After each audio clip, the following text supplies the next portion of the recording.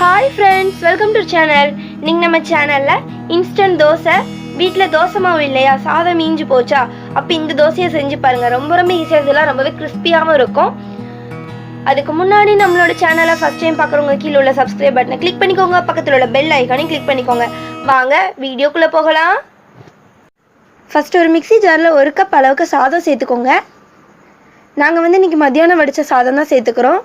நீங்கள் பழைய சாதம் யூஸ் பண்ணுறீங்க அப்படின்னா தண்ணியை வடிகட்டிட்டு சேர்த்துக்கோங்க. இப்போ இதில் 3/4 கப் அளவுக்கு அரிசி மாவு அதையும் உள்ள சேர்த்துடலாம். 1/2 கப் அளவுக்கு தயிர் அதையும் உள்ள சேர்த்துடலாம். இப்போ இதை நல்லா அரைச்சி எடுத்துக்கலாம். பாருங்க ஃப்ரெண்ட்ஸ், இந்த அளவுக்கு அரைச்சதுக்கு அப்புறமா இல்லை 2 ஸ்பூன் அளவுக்கு கோதுமை மாவு சேர்த்து இதை நல்லா அரைச்சி எடுத்துக்கலாம். பாருங்க ஃப்ரெண்ட்ஸ், நம்ம அரைச்சி எடுத்தாச்சு.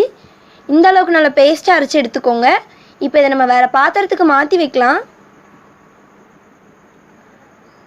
ஒரு பாத்திரத்தில் நம்ம அரைச்சி வச்சுருக்க சாதம் சேர்த்துக்கோங்க. உங்களுக்கு தோசை மாவு எந்த அளவுக்கு தண்ணியாக வேணுமோ அந்த அளவுக்கு தண்ணி சேர்த்துக்கலாம். நாங்கள் இன்றைக்கி மிக்ஸி ஜாரில் கொஞ்சமாக தண்ணி சேர்த்து அந்த தண்ணி உள்ளே சேர்த்துக்கிறோம். சேர்த்து நல்லா கலந்து விடுங்க. இந்த மாதிரி நல்லா கலந்து விடலாம். பாருங்கள் ஃப்ரெண்ட்ஸ், நாங்கள் இந்த பதத்துக்கு கரைச்சி எடுத்துருக்கோம்.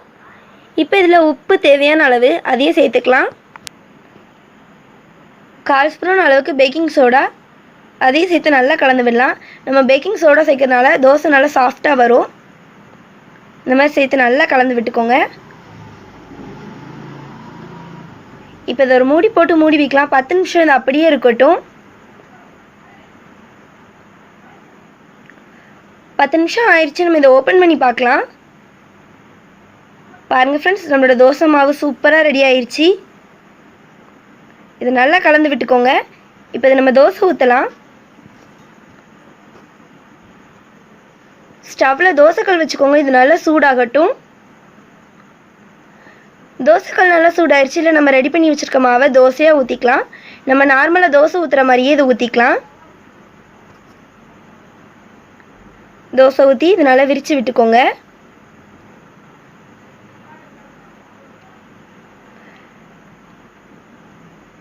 நாங்கள் இதுக்கு மேலே நெய் சேர்க்குறோம். நீங்கள் எண்ணெய் கூட சேர்த்துக்கலாம்.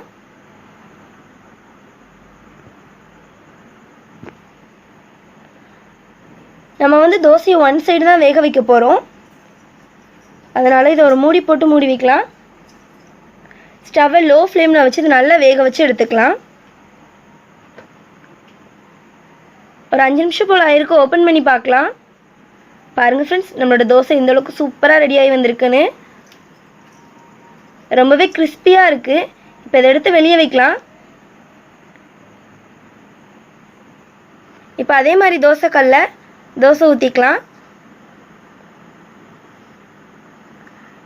இப்போ இதில் நாங்கள் எண்ணெய் சேர்த்துக்கிறோம். இது நம்மளோட செகண்ட் மெத்தட். எண்ணெய் சேர்த்து இதையும் மூடி போட்டு மூடி வைக்கலாம். ஸ்டவ்வை லோ ஃப்ளேமில் வச்சு இதை வேக வச்சு எடுத்துக்கலாம். இப்போ இதை ஓப்பன் பண்ணி பார்க்கலாம்.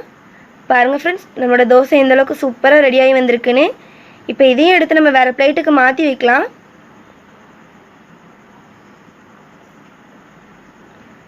பாருங்கள் ஃப்ரெண்ட்ஸ், நம்மளோட தோசை சூப்பராக ரெடி ஆயிடுச்சு. ரொம்ப ஈஸியாக செய்யலாம். வீட்டில் தோசை மாவு இல்லை, சாதம் மிஞ்சிருச்சு அப்படின்னா கூட நம்ம இந்த மாதிரி ஈஸியாக செஞ்சு கொடுக்கலாம். நீங்களும் செஞ்சு பாருங்கள். இந்த வீடியோ உங்களுக்கு பிடிச்சிருந்தா தாயம்மாள் சமையலுக்கு சப்ஸ்கிரைப் பண்ணுங்கள், லைக் பண்ணுங்கள், ஷேர் பண்ணுங்கள், கமெண்ட் பண்ணுங்கள். தேங்க்யூ.